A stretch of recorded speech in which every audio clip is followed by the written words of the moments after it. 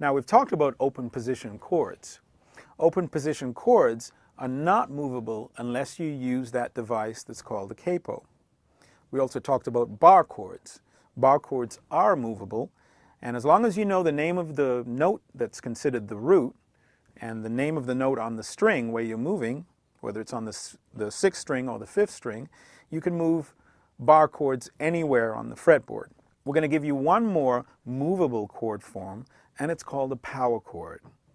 Power chords are very popular in pop and rock music, and they're often played on electric guitar. Now, power chords are really easy to construct, and I'm going to show you how to do it right now. If I were to take our C major scale, and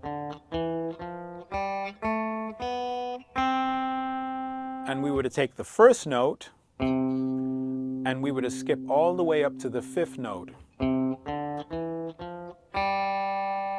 which in this case is a G.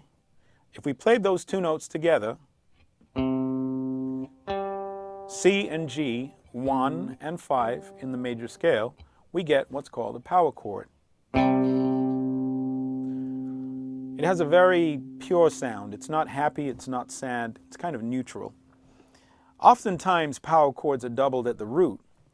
So we can take our C and grab another C an octave higher, and as long as we play the fifth in between, we get our C power chord. Often it's called C5. So in pop and rock music, these chords are often played on electric guitar, and they're played sometimes in the lower positions. And you'll hear sounds like